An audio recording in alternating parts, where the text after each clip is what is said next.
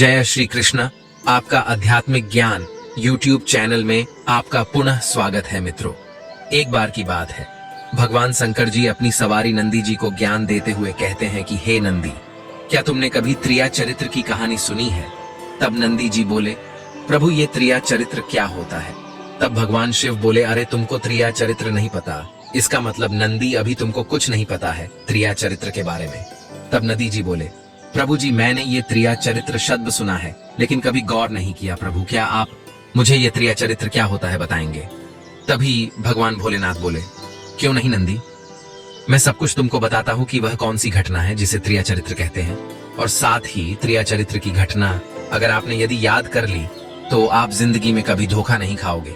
तब नंदी जी बोले, प्रभु अब मुझसे विलंब बर्दाश्त नहीं हो रहा है, कृपा करके आप मुझे त्रिया चरित्र की कहानी सुनाइए। भगवान शिव बोले, ठीक है, मैं आपको त्रिया चरित्र की कहानी सुनाता हूँ, लेकिन इस कहानी को ध्यान से सुनना और वीडियो को लाइक करके कमेंट में हर हर महादेव अवश्य लिखना। जो भी इस वीडियो को देख रहा है वह इस चैनल को भी सब्सक्राइब कर ले ताकि उसे ऐसे ही वीडियो का आनंद मिल सके। चलो अब मैं तुमको त्रिया चरित्र के बारे में समझाता हूँ। यह कहानी आपको एक बहुत बड़ी सीख देकर जाएगी, अतः आपने इस कहानी को पूरी तरह सुन लिया और समझ लिया तो आप जिंदगी में कभी भी धोखा नहीं खाओगे। भगवान शिव जी नंदी से कहते हैं, हे नंदी, पहले तो मैं अपनी उन बेटियों से क्षमा चाहूंगा जो सुशील पतिव्रता आदर्श नारी अपनी नारी जाति को बदनाम करवाती हैं और खुद समाज में हमेशा के लिए अपमानित हो जाती हैं। चलिए अब इस कहानी की ओर बढ़ते हैं। भगवान शिव बोले, हे नंदी, बहुत समय पहले की बात है, किसी राज्य में एक राजा रहता था। राजा बहुत ही धर्मात्मा राजा था। उसके धर्म की चर्चाएं बहुत दूर दूर तक फैली हुई थी। उसको एक राजकुमार था। राजकुमार ज्यादा बड़ा नहीं था, लगभग 10 से 12 साल की उसकी उम्र थी। वह बड़ा सुंदर राजकुमार था। मित्रों, राजा ने अपने राजकुमार की शादी तब कर दी गई जब राजकुमार की अवस्था 14 साल की थी। उस राजकुमार की तभी शादी कर दी दोस्तों। इधर राजा बूढ़ा हो चुका था। एक दिन राजा ने विचार किया कि हम अपने राजकुमार को राजा बना देते हैं, क्योंकि उसके राजकुमार ने कई शादियां की थी और पहले राजाओं का नियम था कि राजा लोग एक नहीं बल्कि कई कई शादियां करते थे और अपने घर में रानियां बना करके लाते थे। दोस्तों, भगवान भोलेनाथ आगे कहते हैं, हे नंदी, राजा ने अपने राजकुमार को राजा बना दिया। उसकी शादी हो चुकी थी और एक नहीं, उस राजकुमार की 7 रानियां थीं। मित्रों, इधर राजकुमार जो राजा बना था अपनी पढ़ लिखाई फिर भी कर रहा था, रोज आश्रम पढ़ने के लिए जाया करता था। एक दिन की बात है कि जब वह नया राजा पढ़ने के लिए विद्यालय में जा रहा था तो रास्ते में उसे एक सुंदर स्त्री पानी ले जाते हुए दिखाई दी। वह एक पनिहारिन थी। वह पनिहारिन ने उस नए राजा से पूछा कि हे हमारे राज्य के राजा जी, आप कहाँ रोज आते जाते रहते हैं? तब वह नया राजा कहने लगा, मैं रोज पढ़ने के लिए विद्या अध्ययन करने के लिए अपने गुरु के पास जाता हूँ। तभी वह पनिहारिन कहने लगी, सारी बातें ठीक है, आप पढ़ने जाते हैं, लेकिन ये बताइए कि आपने त्रिया चरित्र पढ़ा है? तब उस नए राजा ने जवाब दिया, नहीं तो ये त्रिया चरित्र क्या होता है? तब वह पनिहारिन कहने लगी, कुछ पढ़ो या ना पढ़ो, लेकिन त्रिया चरित्र अवश्य पढ़ो। उस नए राजा ने फिर कहा, आखिर ये त्रिया चरित्र होता क्या है, बताओगे? पनिहारिन ने कहा, ये अपने गुरु से जाकर के पूछना और त्रिया चरित्र को जरूर पढ़ना। तब उस नए राजा ने कहा, ठीक है, मैं आज ही पाठशाला जाऊंगा और जाकर के अपने गुरु से कहूंगा कि मुझे त्रिया चरित्र क्यों नहीं पढ़ाया। दोस्तों, भगवान शिव कहते हैं, हे नंदी, इतने शब्द कहने के बाद में उस पनिहारिन के पास से वह नया राजा अपने गुरु के पास में पहुंचा। गुरु जी को प्रणाम किया और उसकी आंखें कुछ लाल थीं, क्रोध में था। आखिर राजा जो था दोस्तों, भगवान शिव आगे बोले, हे नंदी, गुरु जी ने पूछा, बेटा आज क्रोध में क्यों दिखाई दे रहे हो, क्या बात है, तुम्हारी आंखें लाल क्यों हैं? तो क्रोध में जवाब देते हुए उस राजा ने अपने से गुरु से कहा, गुरुदेव, आपने हमें त्रिया चरित्र क्यों नहीं पढ़ाया? ये बात आपने हमसे क्यों छुपाई? आपने हमें त्रिया चरित्र के बारे में क्यों नहीं बताया और ना ही मुझे पढ़ाया? मुझे त्रिया चरित्र पढ़ाओ। गुरु जी कहने लगे, बेटा त्रिया चरित्र तुम नहीं पढ़ पाओगे, क्योंकि प्रिया चरित्र पढ़ना मतलब मौत को बुलाना है। ये खतरे से खाली नहीं होता है और त्रिया चरित्र जब तुम पढ़ोगे तो तुम्हारी जान भी जा सकती है। तब उस नए राजा ने जवाब दिया, गुरुदेव, इसकी चिंता आप ना करें, हम अपनी रक्षा स्वयं कर लेंगे, लेकिन आप हमें त्रिया चरित्र जरूर पढ़ाइए। दोस्तों, भगवान भोलेनाथ आगे कहते हैं, हे नंदी, वही हुआ। अब गुरुजी ने कहा, चलो ठीक है, मैं तुम्हें त्रिया चरित्र की कहानी सुनाता हूँ।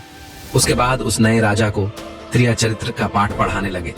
दोस्तों, भगवान शिव कहते हैं, हे नंदी, इसी प्रकार त्रिया चरित्र पढ़ते पढ़ते उस नए राजा को 1 साल हो गए, और जब 1 वर्ष हो गया तब गुरुजी ने कहा कि बेटा, अब तुम्हारी पढ़ाई पूरी हो चुकी है, अब तुम अपने घर जा सकते हो और आराम से अपने राज्य को सुचारू रूप से चला सकते हो, यहाँ आने की कोई आवश्यकता नहीं है। तब राजा ने जवाब दिया, ठीक है गुरुदेव।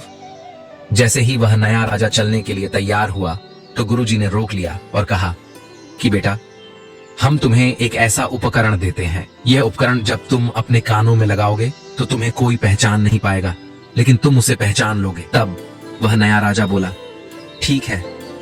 नए राजा ने गुरुजी से उपकरण ले लिया। फिर गुरुजी ने कहा, इस उपकरण को ले जाओ और रात के 12 बजे आज ही रात में अपने राजमहल से बाहर निकल करके जंगल की तरफ जाना और पूर्व दिशा की ओर जाना, और पूर्व दिशा की ओर जब जाओ तब ये उपकरण अपने कान में लगा लेना और वहीं खड़े हो जाना। तब उस नए राजा ने जवाब दिया ठीक है गुरुदेव। इतना कहकर वह उपकरण अपने हाथों में लेकर वहां से चला आया। दोस्तों, भगवान शिव कहते हैं कि ही नंदी वह उपकरण लेकर के नया राजा चला आता है, और इसी तरीके से जब शाम होती है, अर्धरात्रि का समय होता है, उसकी जो रानियां थी जिसके साथ विवाह किया था, वो सभी रानियां सो जाती हैं, और आधी रात के समय अपने कान में वह नया राजा उपकरण लगा करके अपने राजमहल से बाहर के लिए चल देता है। दोस्तों, भगवान भोलेनाथ आगे कहते हैं, हे नंदी, नए राजा राजमहल से निकल करके पूर्व दिशा की ओर कुछ दूर पर जा करके जब उपकरण को लगा करके खड़ा हो गया तो उसने क्या देखा कि भाई पनिहारिन जो उसे रास्ते में मिली थी, जिसने कहा था कि त्रिया चरित्र का पाठ करो, वही अपनी थाली में भोजन लेकर के अर्धरात्रि के समय 12 बजे कहीं जा रही थी। एक महात्मा जी कुछ दूरी पर अपनी झोपड़ी में रहते थे, वह उसी की ओर जा रही थी। राजा ने देखा ये वही पनिहारिन है जिसने हमें बताया था त्रिया चरित्र पढ़ो, लेकिन उस पनिहारिन ने उस राजा को नहीं पहचाना क्योंकि उस राजा के कानों में उपकरण लगा हुआ था। दोस्तों, भगवान शिव कहते हैं, हे नंदी, राजा ने विचार किया, चलो इसके पीछे चलेंगे, और ये महात्मा जी की कुटिया की तरफ इतनी रात में क्यों जा रही है और ये भोजन लेकर क्यों जा रही है, इसका कारण क्या है, मैं पता करता हूँ। राजा भी उसके पीछे पीछे चल देता है। वहां पे जादुई पोटली थी, वह बाबा जादूगर था। दोस्तों, राजा पीछे पीछे गया और एक पेड़ के पास छुप गया और छुप करके देख रहा था कि यह पनिहारिन और साधु अब क्या करेंगे।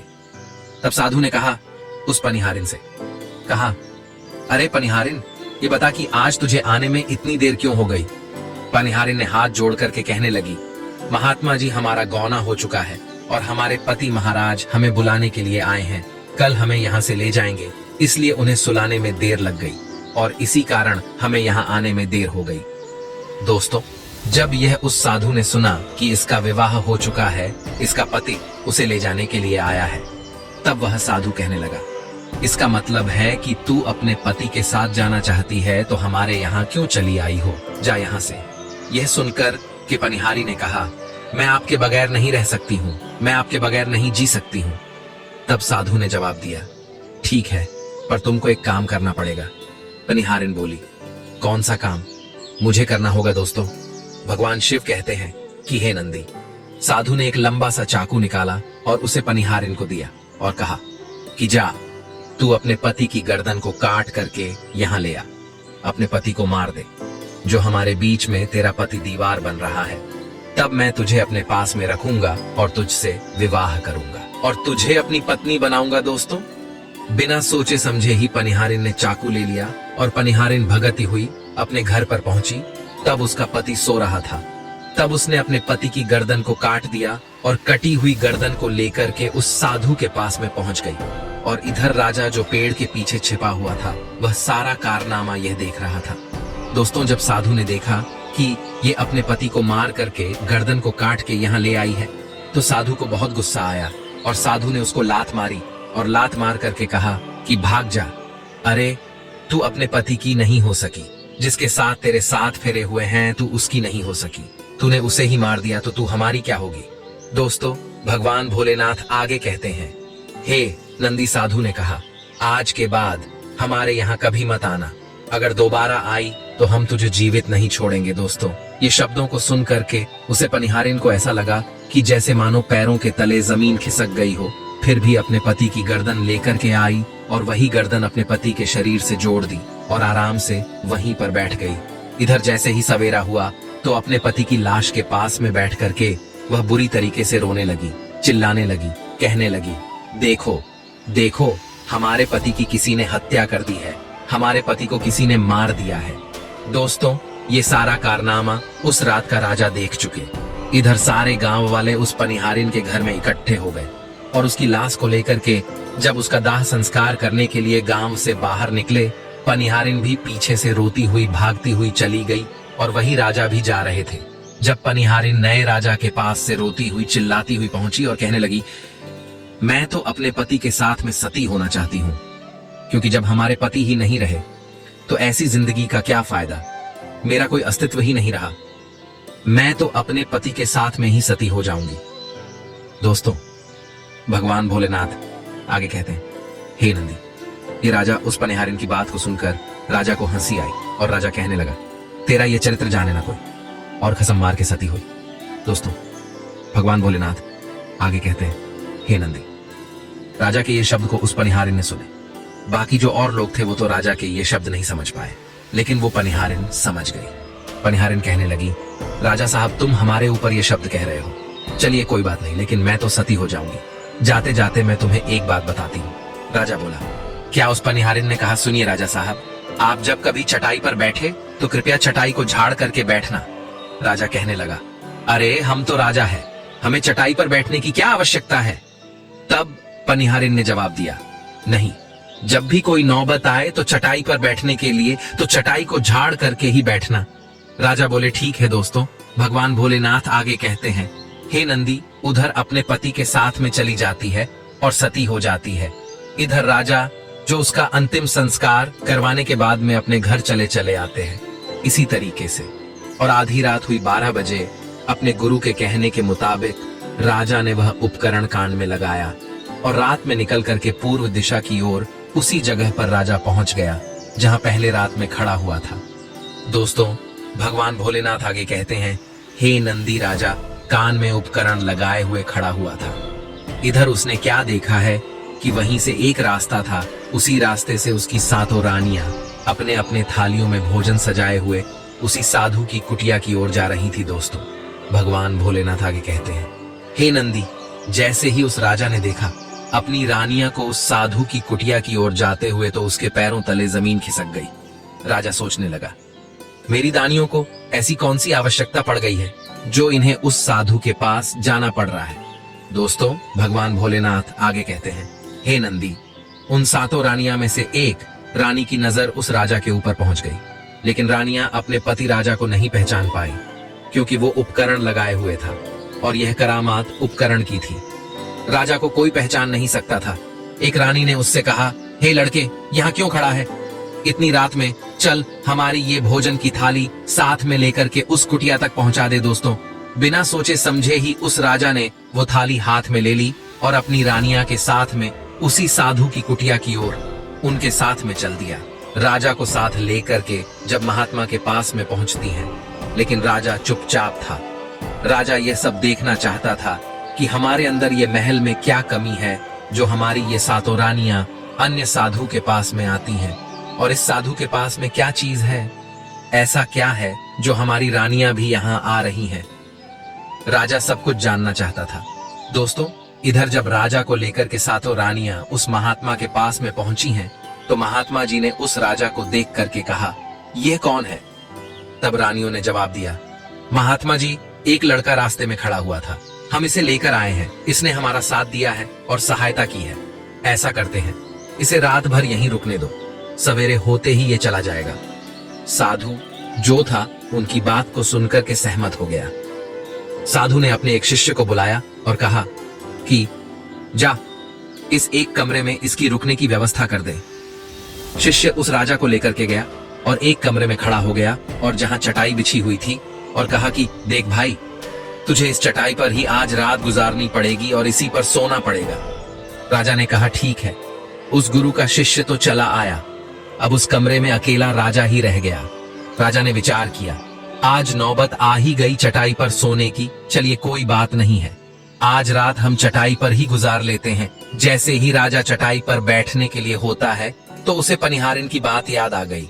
सोचने लगा, पनिहारिन ने ये कहा था कि जब भी चटाई पर बैठने की नौबत आए तो चटाई को झाड़ करके बैठना। चलो हम झाड़ लेते हैं, हो सकता है इसका कोई राज हो। दोस्तों, भगवान भोलेनाथ आगे कहते हैं, हे नंदी, जैसे ही राजा ने चटाई उठाई तो क्या देखा।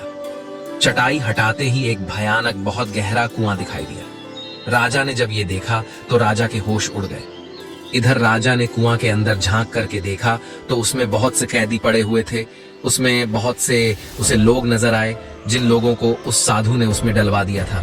दोस्तों, भगवान भोलेनाथ आगे कहते हैं, हे नंदी, उन कैदियों में से एक ने राजा को पहचान लिया और कहा कि राजा साहब, आप यहाँ क्यों आए हो। राजा ने कहा, धीरे बोलो नहीं तो पोल पट्टी खुल जाएगी।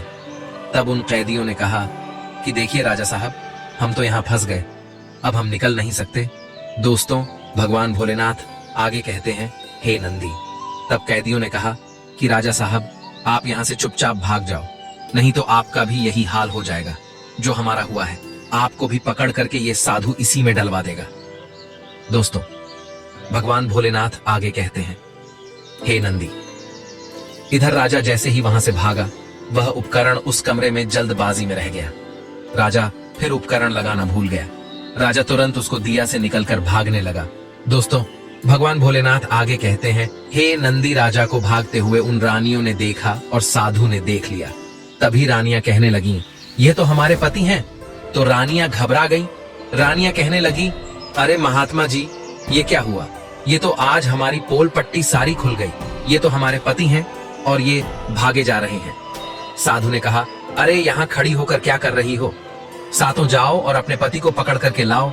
दोस्तों, भगवान भोलेनाथ आगे कहते हैं, हे नंदी, सातों रानियां उस राजा के पीछे उसे पकड़ने के लिए गई, लेकिन रानियों में इतनी ताकत कहां थी जो राजा के साथ भाग लेती और राजा को पकड़ लेते। लेकिन सातों रानियों ने अपनी कोशिश जारी रखी। रानियां बहुत दूर तक राजा के पीछे भगती हुई चली नहीं, और इधर राजा भाग रहा था। आगे एक नदी पड़ी। राजा तैरना जानता था। राजा जो था उसी नदी में कूद गया और तैर करके नदी के उसे पार पहुंच गया। लेकिन रानियां तैरना नहीं जानती थी। रानियों के मन में अभी भी संशय था कि वह कोई और आदमी हो सकता है। जैसे ही वह राजा उस नदी से तैर कर निकला, तब वह सभी अच्छी तरह पहचान चुकी थी कि ये तो हमारे पति हैं। अब रानियां घबरा गई, रानियों के होश उड़ गए। रानियां फिर वापस उसी साधु के पास में आती हैं और कहने लगी, महाराज, अब हमारे पति हमें जीवित नहीं छोड़ेंगे। जैसे ही हम महल में जाएंगे तो हमारे पति हमें मार देंगे और हम सातों की हत्या कर देंगे। हमें बचा लीजिए, इसका कोई उपाय कीजिए। दोस्तों, भगवान भोलेनाथ आगे कहते हैं, हे नंदी, तब साधु ने एक जादुई कील निकाल करके उनको दी और कहा कि जैसे ही घर पे जाओ, किसी तरह से अपने पति को फुसला करके मना करके यह जादुई कल अपने पति के माथे में ठोक देना, तो तुम्हारा यह पति कमजोर बन जाएगा और उसके बाद में तुम सातों मिलकर मार देना। कहानी खत्म हो जाएगी। दोस्तों, भगवान भोलेनाथ आगे कहते हैं, हे नंदी, सातों रानियां तैयार हो गई। जादुई कील को लेकर के सातों रानियां आई हैं। तो सातों रानियां ने विचार किया कि राजा जी सबसे ज्यादा प्रेम इस छोटी रानी को करते हैं, और उन 6 रानियों ने वह कील छोटी रानी को दे दी और कहा कि यह तुम्हारा काम है राजा के सर में ये कील को ठोकने का, लगाने का। छोटी रानी बोली, ठीक है। दोस्तों, भगवान भोलेनाथ आगे कहते हैं, हे नंदी, जैसे छोटी रानी के साथ में वह 6 रानियां भी घर पे पहुंची तो राजा तो गुस्से में खड़ा ही था। राजा ने जैसे ही सातों को आता हुआ देखा तो क्रोध में राजा कहने लगा, एक बात बताइए, अंदर मत में जाना। हमारे महल में, हमारे राज्य में ऐसी क्या कमी थी जो तुम सातों उस साधु के पास में रोज रात्रि में जाती हो, इसका क्या कारण है। दोस्तों, सातों रानियां ने हाथ जोड़ लिए और कहा, महाराज माफ करना, उस साधु ने कोई मोहिनी क्रिया करके हमारे ऊपर कोई जादू टोना कर दिया था, इसलिए हमसे यह भूल हो गई। आज हमें माफ कर दो, दोबारा ऐसी गलती हमसे नहीं होगी। छोटी रानी ने सारी बात अपने राजा से कह दी। दोस्तों, भगवान भोलेनाथ आगे कहते हैं, हे नंदी, राजा अपनी छोटी रानी के लिए बहुत प्यार करता था, बहुत चाहता था, अपनी रानी की ऐसी दुख भारी बातें सुनकर के राजा समझ गया कि इसका मतलब है कि उस साधु ने इनके ऊपर कोई मोहिनी क्रिया कर दी है, इसलिए हमारी ये रानियां सच बोल रही हैं। राजा ने उनकी बात को सही तरह से नहीं समझ पाया। उसके बाद में राजा तैयार हो गया और कहा कि अब तुम अपने अपने घर में चलो और भोजन बनाओ और भोजन खाओ। आराम करो दोस्तों, इधर क्या होता है। पूरा दिन इसी तरीके से निकल गया। इधर छोटी रानी ने और राजा ने बैठ करके भोजन खाया और जब सोने का नंबर आया तो छोटी रानी बड़े ही प्रेम से अपने पति राजा के लिए, जो नया राजा था, अंदर महल में सुलाने के लिए गई और बड़ा प्यार दिया और राजा को सुला दिया। दोस्तों, भगवान भोलेनाथ आगे कहते हैं, हे नंदी। जैसे ही राजा सो गया तो और भी जो रानियां थीं वह भी वहीं छोटी वाली रानी के कमरे में आ गई और इधर छोटी रानी ने वो जादुई कील निकली और अपने पति के सर में गाड़ दी। और जैसे ही कील उस नए राजा के सिर में गाड़ी गई वह तुरंत ही उठा, लेकिन वह उसे राजा के दिमाग में कील गड़ जाने की वजह से वह अब कमजोर पड़ बन चुका था। उसके शरीर में अब इतनी शक्ति नहीं थी कि उन 7 रानियों से मुकाबला कर सकता। दोस्तों, भगवान भोलेनाथ आगे कहते हैं, हे नंदी रानियां, राजा मारने के लिए भागी, लेकिन राजा ने बहुत हिम्मत दिखाई। वह राजा अपने महल में इधर उधर भाग रहा था। 7 रानियां राजा को मारने के लिए पीछे लगी हैं। बहुत देर तक राजा महल से भाग के अपनी जान बचाता रहा, लेकिन उसे बाहर का कोई द्वार नहीं मिल रहा था। कुछ समय के बाद में राजा को एक खुली हुई खिड़की नजर आई। राजा उसी खिड़की से कूद गया और हिम्मत को करके भागता हुआ अपने गुरुजी के पास में पहुंच गया और कहने लगा, गुरुजी माफ कीजिएगा, हमारी जान बचा लो। मेरी 7 पत्नियां आज मुझे मारना चाहती हैं, कृपा करो ही गुरुदेव, नहीं तो मैं आज मारा जाऊंगा। गुरुजी ने कहा, अरे बेटा, तुम तो त्रिया चरित्र सीख रहे थे और मैंने तुमसे त्रिया चरित्र सिखाते टाइम मैंने तुम्हें मना किया था कि इसमें जान का जोखिम है, लेकिन तुम नहीं माने। अब सीख लिया त्रिया चरित्र और देखो क्या हाल हो गया है तुम्हारा। तब वह राजा बोला, ही गुरुदेव, मेरी जल्दी जान बचा लो, नहीं मैं बिना किसी कसूर का मारा जाऊंगा। दोस्तों, भगवान भोलेनाथ आगे कहते हैं, हे नंदी। गुरुजी ने कहा कि क्या हुआ है। तब राजा कहने लगा, मेरे सर में मेरी पत्नियों ने एक ऐसी कील गाड़ दी है कि मेरे अंदर अब कोई भी साहस नहीं बचा है, मैं कमजोर बन चुका हूं। गुरुजी ने जब ध्यान से देखा तो कहा कि ये उसी साधु की दी हुई जादू की कील है, इसीलिए तुम कमजोर बने हुए हो, अब हम तुम्हें नहीं बचा सकते हैं। अपने गुरु के मुंह से यह बात सुनकर वह राजा घबरा गया और अपने गुरुदेव से बोला कि हे गुरुदेव, मैं आपका शिष्य हूं और आपका धर्म है, हमारी रक्षा करना आपका कर्तव्य है, हमें बचाना। तब गुरुजी ने कहा, ठीक है बेटा, हम तुम्हें बचा तो नहीं सकते, लेकिन एक उपाय है। उस राजा को अपने गुरु पर पूरा भरोसा था। उसने कहा, हे गुरुदेव, कृपा करके मुझे वह उपाय बताइए। तब गुरुदेव बोले, मैं तुम्हें तोता बना देता हूँ और जब तुम तोता बन जाओ तो सोनपुर के राजा के राज में चले जाना और वहीं रहना, क्योंकि सोनपुर राजा के राज्य में उस साधु का कोई जादू नहीं चलता है। वह राजा बोला, ठीक है गुरुदेव। इधर गुरुजी ने उस नए राजा को तोता बना दिया और तोता बनने के बाद में वो उड़कर और सोनपुर राजा के राज्य में पहुंच गया। सोनपुर राजा के राज्य में जब वह पहुंच गया और एक वृक्ष पर बहुत सारे तोते बैठे हुए थे, वहीं जाकर के वह भी बैठ गया। इधर उस राजा की जो 7 रानियां मारने के लिए राजा को ढूंढ रही थीं, उनका वो वार खाली चला गया। फिर वो 7 रानियां भागकर साधु के पास में पहुंची हैं और कहा कि महात्मा जी, राजा साहब तो भाग गए, अब देखो राजा कहाँ भाग के गए हैं। तब साधु ने अपनी जादुई वाली पोटली निकल और उसमें देखा कि राजा तोता बने हुए सोनपुर राजा के यहाँ हैं। जब ये सारी बातें उस साधु ने उन 7 रानियों को बताई, तब रानियों ने कहा कि हे स्वामी, अब क्या करें, अब हमें कोई उपाय बताओ। तब साधु कहने लगा, अब तुम अपने राजमहल में जाओ और ये घोषणा करवा दो कि कोई भी अगर तोता पकड़ करके हमारे पास में लाएगा तो हम उसे 10,000 सोने के सिक्के देंगे। दोस्तों, भगवान भोलेनाथ आगे कहते हैं, हे नंदी, उन 7 रानियों ने दरबार में घोषणा कर दी कि जो भी मुझे तोता ला करके हमें देगा तो हम उसे 10,000 सोने के सिक्के देंगे। मित्रों, भगवान भोलेनाथ आगे कहते हैं, हे नंदी, अब जो बहेलिया उस राज्य के थे वह अलग अलग प्रकार के तोते को पकड़ करके लाने लगे और 10,000 सोने के सिक्के लेते हैं, तोता रानियों को देते हैं और चले जाते हैं और रानियां उन तोतों की हत्या करने लगी। धीरे धीरे इसी तरीका से कुछ दिन बीत गए। दोस्तों, भगवान भोलेनाथ आगे कहते हैं, हे नंदी, इधर जब वो राजा तोता बने हुए थे तो जब वह ब्रज नामक एक स्थान पर पहुंचे तो वहां जाकर के कुछ तोतों से अच्छी मीठी मीठी बातें की और उस राजा ने सभी को बहुत अच्छी अच्छी बातें उन सभी तोतों को बताई। तब उन तोतों ने समझा कि ये तो तोता बहुत ही बुद्धिमान है और इसके अंदर बहुत ही विवेक है। ऐसा करते हैं, ये तोता हम तोतों के राज्य में राजा बनने के योग्य है, तो हम इस तोते को अपना राजा बना देते हैं। तो सारे तोतों ने उसे राजा बना दिया। दोस्तों, इसी तरीके से बड़े आराम से वहीं पर वो राजा छिप करके तोता बन करके रहने लगा।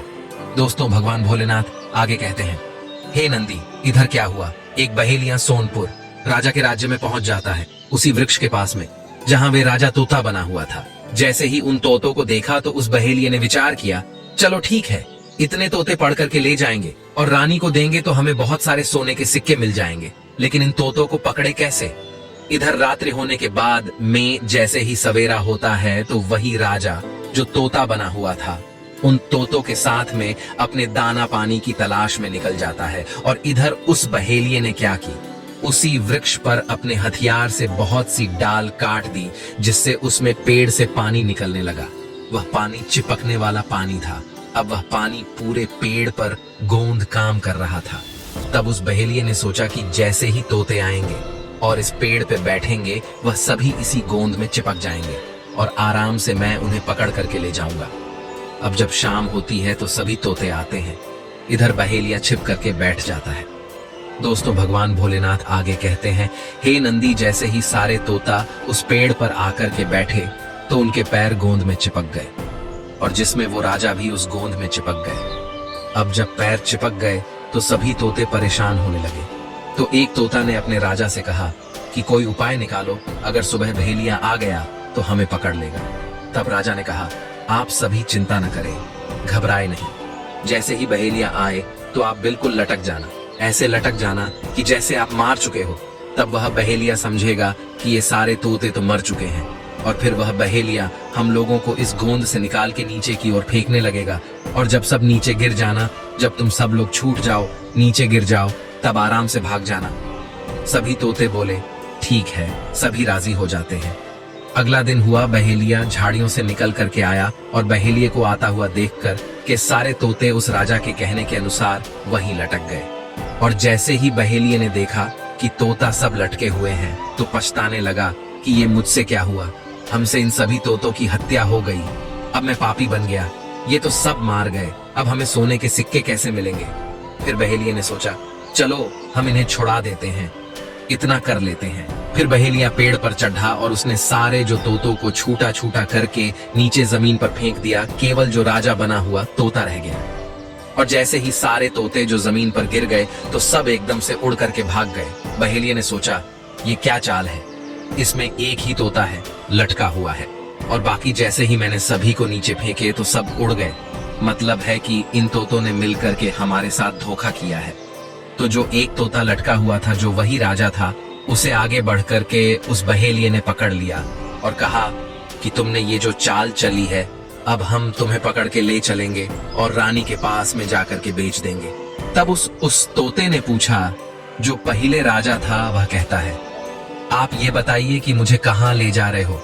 तो उस बहेलिये ने जवाब दिया, हम तुम्हें रानियों के पास बेचेंगे। तोते ने पूछा, कितने में बेचोगे हमें। तब उस बहेलिये ने कहा, तो हम तुम्हें रानी को देंगे तो हमें 10,000 सोने के सिक्के मिलेंगे। तब उस तोते ने जवाब दिया, अगर हम तुम्हें 50,000 दिलवाए तो हमें नहीं बेचोगे। सुनो बहेलिये, हम तुम्हें बता रहे हैं कि यहाँ सोनपुर के जो राजा हैं, उनके यहाँ एक बाजार लगता है और हमें वहीं जाकर के बेच दो। दोस्तों, भगवान भोलेनाथ आगे कहते हैं, हे नंदी, तोते की बात को सुनकर के बहेलिया तैयार हो गया। अब उन रानियों के पास बेचने की बजाय बहेलिया तोता को लेकर के सोनपुर राजा के राज में पहुंच जाता है। और इधर सोनपुर के राजा के राज्य में ऐसा नियम था कि पूरे दिन बाजार चलती थी और जिसका जिसको कोई मूल्य नहीं बिकता था। तो जब शाम होती थी तो सोनपुर के राजा स्वयं आकर के उसके सामान को खरीद लेते थे। दोस्तों, भगवान भोलेनाथ आगे कहते हैं, हे नंदी, इधर जब सोनपुर राजा के बाजार में बहेलिया तोते को लेकर के पहुंचता है तो वहां पर खरीदने वाले आए और पूछा कि ये कितने का बेचेंगे, तब बहेलिये ने तो जवाब दिया कि हमारा तोता ही बताएगा। जब खरीदने वाले तोता से पूछते हैं तो तोता इतने पैसे बता देता, 50,000 सोने के सिक्के। जितने भी इस तोते को खरीदने आते थे वह तोते का भाव सुन के ही चले जाते थे। इधर पूरा दिन निकल गया, उस तोता को किसी ने खरीदा। अब सारा बाजार उखाड़ गया, सब लोग गए, लेकिन वह बहेलिया और तोता रह गए। इधर राजा ने आदेश दिया, दरबारी से कहा कि जाओ, किसी का कोई माल तो नहीं रह गया, बाजार में देख करके आओ। जब दरबारी लोग आए, उन्होंने देखा कि एक बहेलिया तोता को लिए वहीं पर बैठा हुआ है। तब दरबारी ने बहेलिये से आकर पूछा, उस बहेलिये से, भाई तुम्हारा ये तोता क्यों नहीं बिका, कितने का बेच रहे हो? तो तोता कहने लगा, जो 50,000 सोने के सिक्के में इतने सिक्के जो इस बहेलिया को देगा वही हमें खरीदेगा। तोता की जब ये बात सुनी है तो दरबारी लोग आश्चर्य में पड़ गए। ये तोता अपना मोल स्वयं बताता है। अब दरबारी राजा के पास में पहुंचे, सारी बात बताई कि एक बहेलिया तोता लिए बैठा है, लेकिन वह तोता स्वयं अपना मूल बताता है और इतना महंगा बताता है, शायद इसीलिए किसी ने उसे नहीं खरीदा। राजा दरबारी से कहा कि ये बताइए तोता कितना मोल बताता है? तब जवाब दिया कि मैं 50,000 सोने के सिक्के बताता है। राजा ने कहा, चलिए अब हम खुद ही चल करके उस तोते को खरीदेंगे। अगर उसका तोता नहीं खरीदा, वो वापस होकर के जाएगा तो बदनामी होगी। राजा के बाजार से ये तोता नहीं बिका और बेचारा निराश होकर के लौटेगा। दोस्तों, भगवान भोलेनाथ आगे कहते हैं, हे नंदी, अपने मंत्री को साथ लेकर के राजा रथ को सजा करके, और जब बाजार में पहुंचा है उस बहेलिये के पास, उससे पूछा कि इसका क्या मोल है? तो जवाब दिया। राजा साहब से सामने हाथ जोड़ करके बहेलिया बोला, मोल तो तोता ही बताएगा। और जब तोता से पूछा तब मैं तोता कहने लगा, राजा साहब, जो इनको 50,000 सोने के सिक्के देगा वही हमें खरीदेगा। इधर राजा ने 50,000 सोने के सिक्के उस दरबारी से मंगाए और उस बहेलिये को पकड़ा दी और तोते को लेकर के राजा साहब अपने दरबार में आ गए। तोता बहुत ही बुद्धिमान था, आखिरकार राजा जो था। अब तोता राजा साहब के लिए बहुत बहुत अच्छी बात बताने लगा।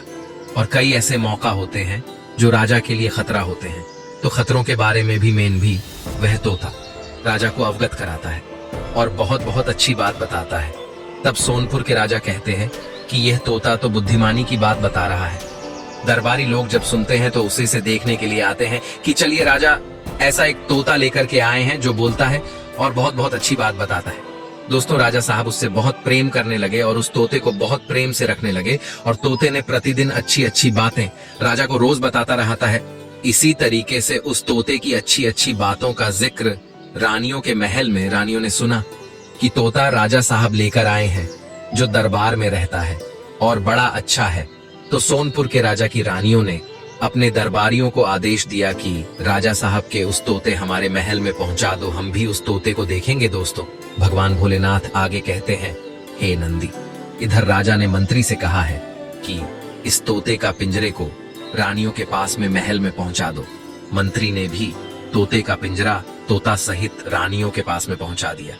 अब रानियों ने जब देखा तो रानियों के लिए भी तोता बहुत बहुत अच्छी बात है रोज बताता है। उसकी सुनकर के सारी रानियां प्रेम मुक्त हो जाती हैं और कहती हैं, राजा ने इसे 50,000 सोने के सिक्के देकर के खरीदा है। ये तो इस तोते की बहुत कम कीमत है। ये तोता जो बहुत अच्छी बात बताता है, उस तोते की वो स्वयं रानियां सेवा करती हैं, नहलाती हैं और पूरे दिन उससे अच्छी अच्छी बात है सुनती हैं। दोस्तों, कई दिन बीत गए। इधर एक रानी ने अपनी लड़की से कहा, जो राजकुमारी थी, कि आप भी इस तोते के पास आकर के बैठा करो और कल से तुम उसकी सेवा करो, तुम ही इसे नहला दिया करो। दोस्तों, भगवान भोलेनाथ आगे कहते हैं, हे नंदी, जो लड़की राजकुमारी थी इस काम के लिए तैयार हो गई। अगले दिन जब सवेरा हुआ तो तोता को पिंजरे से निकाल करके नहलवाने के लिए चली गई और तोता को नहलवा रही थी तो तोता के सर पे कुछ लगा दिखाई दिया, कुछ चोट जैसी दिखाई दी। उसे ऐसा लगा कि इस तोते के सर में कुछ चुभा हुआ है। उसे देख कर के उस राजकुमारी ने नहलाते समय जैसे वह कील उस तोते के सर से निकाली। अब वो तोता से एक सुंदर राजकुमार बन गया और ये जब राजकुमारी ने देखा तो वह घबरा गई और चिल्लाने लगी। उस राजकुमार को राजा जो था उस राजकुमारी का मुंह बंद कर लिया और कहा कि आप घबराइए नहीं, आप अभी इस कील को वापस मेरे सर में लगा दो और हमें तोता बना दो और रात्रि में मैं तुम्हें सारी बात बताऊंगा। दोस्तों, वही हुआ। तुरंत ही उस राजकुमारी ने वही कील पुनः राजा के सर में लगा दी, जिससे अब वह तोता बन गया। इधर पूरा दिन जब निकल गया और जब रात होती है तब तोता के सिर पे लगी कील को उस राजकुमारी ने निकाला तो वह राजकुमार बन जाता है। उसे लेकर वह अपने कमरे में गई। फिर उस राजकुमारी को उस राजकुमार ने, जो राजा था, अपनी सारी दास्तान उस राजकुमारी से कही और कहा कि माफ करना, इस तरीका से हम अपनी जान बचाए हुए हैं, तोता बन करके रह रहे हैं और तुम किसी को बताना नहीं तो हमारी जान चली जाएगी। दोस्तों, भगवान भोलेनाथ आगे कहते हैं, हे नंदी, उस राजकुमारी ने अपनी माता से ऐसी बात उस राजकुमार के बारे में नहीं बताई। आराम से दिन भर तोता बन करके रहता है और रात्रि में तोता का पिंजरा राजकुमारी ले जाती है और पुरुष बना करके पूरी रात उसके साथ रहती है। कमरे में इसी तरीके से कई दिन निकल गए। धीरे धीरे राजकुमारी को उस राजकुमार से प्रेम हो गया था और उस राजा के मन में भी उस राजकुमारी के लिए प्रेम हो गया था। वह सभी आराम से रह रहे थे। इधर क्या हुआ, उन रानियों ने बहुत सारे तोते पकड़वा के मरवा दिए, लेकिन उनका यह पति जो राजा तोता बना था वो सामने नजर में नहीं आया। फिर एक दिन साधु के पास में वह सातों रानियां गईं और कहा कि वो राजा जो तोता बन गया है वह तो नहीं आए हैं, वह अभी भी जीवित है, अब क्या करें। तब साधु ने जवाब दिया, अब ऐसा करो, तुम नृत्य कला सीखो, हम तबला बजाएंगे और जब नृत्य कला सीख जाओ तो सोनपुर के राज्य में कार्यक्रम करने के लिए चलेंगे और अच्छा अच्छा नृत्य सुनाएंगे। तब राजा कहेगा तुम कुछ मांगो तो हम उसी तोता को मांग लेंगे और आराम से उसको मार देंगे। तब रानियों ने कहा ठीक है। सारी रानियां तैयार हो गई। अब इधर साधु तबला बजाता है और सातों रानियां नृत्य कला सीखने लगी। धीरे धीरे 1 साल बीत जाता है। अब वो सातों रानियां पूरी तरह से तैयार हो चुकी थी। जब साधु ने समझाया कि अब हम सफलता प्राप्त कर सकते हैं और तोता को पकड़ के मार सकते हैं, तब साधु वेश बदल करके और रानियों को लेकर के सुंदर नृत्य कला वाली स्त्री बना करके सोनपुर राजा के राज दरबार में पहुंच गया। राजा ने पूछा तुम कौन हो, कहां से आए हो? तो उस साधु ने जवाब दिया, हम नृत्य कला करने आए हैं, हम आपके यहाँ दरबार में अपनी नृत्य कला दिखाएंगे और ज्ञान विद्या दिखाएंगे। राजा को भी शौक था, वो तैयार हो गया। इधर साधु अपनी नृत्य कला करने लगा। उस गायन विद्या करने की आवाज तोता के कानों में पहुंची है तो तोता समझ गया कि ये सातों रानियां को लेकर के ये साधु यहाँ भी आ गया, अब हमारी जान नहीं बचेगी। इधर क्या हुआ, जब रात्रि होती है पुनः तोता से जब पुरुष बनता है, उस राजकुमारी उसे अपने कमरे में ले गई। तब सारी बात उस राजकुमारी से उस राजा ने कही जो तोता बन हुआ था कि सुनो राजकुमारी, अब हमारी जान नहीं बचेगी। कल जो नृत्य कला वाले आए हैं इनसे राजा साहब कहेंगे कुछ मांगो तो ये हमें ही मांग लेंगे और ले जाकर के हमें मार देंगे, अब हमारी जान कैसे बचे। तब उस राजकुमारी ने कहा आप घबराए नहीं, आप इसका रास्ता हमें स्वयं बताइए, जो आप कहेंगे वही मैं करूंगी। तब राजकुमार ने कहा सुनो राजकुमारी, जैसे ही सवेरे राजा साहब हमारे पिंजरा को हमें मंगवाए तो तुम कह देना कि हम ये पिंजरा ये तोता नहीं देंगे, स्वयं राजा को भेज दीजिए और जब राजा साहब स्वयं लेने के लिए आए तब आप जिद पर आ जाना कि मैं ये नहीं दूंगी, यह पिंजरा नहीं दूंगी, यह तोता नहीं दूंगी। और जब ज्यादा जबरदस्ती राजा साहब करें, क्रोध में आए तो तुम भी गुस्सा में आकर के हमारे पिंजरा को फेंक देना, उस समय हम अपने बचने का रास्ता स्वयं ढूंढ लेंगे। तब राजकुमारी बोली ठीक है। राजकुमारी तैयार हो गई। दोस्तों, भगवान भोलेनाथ आगे कहते हैं, हे नंदी, इधर पूरी रात नृत्य कला हुई। सवेरा जब होता है तो राजा प्रसन्न होकर के उन नृत्य कला वालों से कहने लगा, मैं तुम्हारी इस कला से बहुत प्रसन्न हुआ, मांगो क्या मांगना चाहते हो। तब साधु कहने लगा कि जो आपके पास में तोता है, जो राजमहल में रहता है, जो आपने कुछ दिन पहले खरीदा था, हमें उसी तोता को दे दो। राजा बोला ठीक है। इधर राजा ने मंत्री से कहा कि जाओ और तोता ले आओ। मंत्री राजकुमारी के पास में पहुंचता है और कहता है कि यह तोता हमें 2 राजा साहब ने मंगवाया है, नहीं हम तोता नहीं देंगे। मंत्री ने कहा नहीं आप जिद मत करिए, आपके पिताजी ने मंगवाया है और ये तो हमें ले जाना ही पड़ेगा। तब राजकुमारी ने कहा हमारे पिता को ही तुम यहाँ भेज दो, वो स्वयं आकर के हमसे ले जाए। मंत्री ने सारी बात उस राजकुमारी की राजा से कह दी। अब राजा स्वयं महल में राजकुमारी से तोते का पिंजरा लेने के लिए राजकुमारी के पास में आए और राजकुमारी और उस पिंजरे को लेकर वही दरबार में पहुंच गया और कहा कि बेटी ये पिंजरा और तोता हमें दो, हमें नृत्य कला वालों को देना है दोस्तों। भगवान भोलेनाथ आगे कहते हैं, हे नंदी। साधु खड़ा खड़ा देख रहा है। तब राजकुमारी ने जवाब दिया, पिताजी ये पिंजरा और तोता मैं नहीं दूंगी। तब क्रोध में आकर के राजा कहने लगा, बेटी कैसी बातें कर रही हो, इसे देने का मैं वचन दे चुका हूं और यह तो इनको देना ही पड़ेगा। जिद मत करो दोस्तों। भगवान भोलेनाथ आगे कहते हैं, हे नंदी। उस राजकुमारी ने जब राजा का ये क्रोध देखा तो राजकुमारी को भी क्रोध आ गया और क्रोध में आकर के पिंजरा जमीन पर फेंक दिया। और जैसे ही पिंजरा जमीन पर फेंका दोस्तों, इधर पिंजरा तो मैं टूट गया और पिंजरा जैसे ही टूटा तोता सरसों के दाने बन गया। इधर जब तोता सरसों के दाने बन गया तो जो साधु था वह कबूतर बन गया और कबूतर बन करके वो दानों को छुगने लगा। वह साधु सारे दाने चुग चुका था और जो एक दाना था वो नाली में बहता हुआ पहुंच गया, जो स्वयं ही वो राजा था। और इधर जैसे ही सारे दाने कबूतर चूग चुका था जो वो साधु जादूगर था। दोस्तों तभी उस राजा ने समझा, जो एक दाना बचा हुआ था नाली में पड़ा हुआ था, कि अब हमारे प्राण नहीं बचेंगे। तो उसी समय वही दादा एक बाज के रूप में परिवर्तित हो गया और जैसे ही बाज बना तो एकदम से उस कबूतर पर झपट्टा मारा, जो तो वह साधु जो कबूतर बना हुआ था उसको मार दिया। दोस्तों साधु का इस तरीके से अंत हो जाता है। उसके बाद फिर से वह बाज से तोता बनता है और तोता बनने के बाद में फिर वो उसकी राजकुमारी बेटी उसके कील को निकल देती है। तब वह पुनः राजकुमार बन जाता है। सारी दास्तान वह राजकुमारी अपने पिता से बताती है और पिता को बताने के बाद में राजा बहुत ही प्रसन्न होता है। फिर उस राजकुमार ने कहा, राजा साहब सुनिए, मैं भी एक राजा हूँ और यह जो सातों जो खड़ी है नृत्य कला वाली है, ये हमारी रानियां हैं और अब मैं तुम्हारी राजकुमारी से शादी करना चाहता हूँ। इससे हमें प्रेम हो चुका है। इधर राजा की रानियों ने भी कहा, ठीक है महाराज, इतना सुंदर इतना बुद्धिमान लड़का कहाँ मिलेगा। राजकुमार और राजकुमारी की शादी तो करनी ही है, तुम ऐसा करो इसकी शादी कर दो। राजा भी तैयार हो गया। इधर बेटी से पूछा तो बेटी कहने लगी, पिताजी मैं तो इनसे ही प्रेम करती हूँ और मेरी शादी अगर इनसे हो जाए तो अच्छा रहेगा। दोस्तों भगवान भोलेनाथ आगे कहते हैं, हे नंदी। राजकुमारी की बात को सुनकर के हंसी खुशी राजा उस राजा के साथ में अपनी बेटी का विवाह कर देता है और इधर वो राजा उस राजकुमारी को दुल्हन बनाकर के अपने राज्य में चला आता है और उन सातों रानियों को पकड़ लेता है और बंदी गृह में पकड़वा करके उन्हें डाल देता है और खुशी से राजकुमारी के साथ में रहने लगता है। तो दोस्तों भगवान भोलेनाथ कहते हैं, हे नंदी थी है यही है त्रिया चरित्र।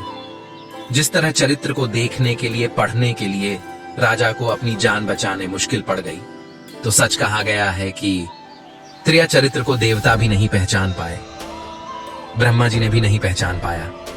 जिस ब्रह्मा जी ने एक नारी जाति की रचना की है और वो भी त्रिया चरित्र को नहीं पहचान पाए। दोस्तों भगवान शिव आगे कहते हैं, है नदी। अब तो मैं समझ में आ गया होगा कि प्रिया चरित्र क्या होता है। तब नदी बोले, हाँ प्रभु, अब मुझे प्रिया चरित्र की संपूर्ण जानकारी हो गई है। तो दोस्तों कैसी लगी? आशा करता हूं दोस्तों आपको त्रिया चरित्र के बारे में संपूर्ण जानकारी मिल गई होगी और इस वीडियो को बनाने में बहुत मेहनत लगी है। तो कृपा करके इस वीडियो को लाइक करें, ज्यादा से ज्यादा सभी के पास शेयर करें जिनको त्रिया चरित्र के बारे में ध्यान नहीं है। कमेंट सेक्शन में जय श्री कृष्णा जरूर लिखें। मिलते हैं अगले वीडियो में। वीडियो देखने के लिए धन्यवाद। राधे राधे।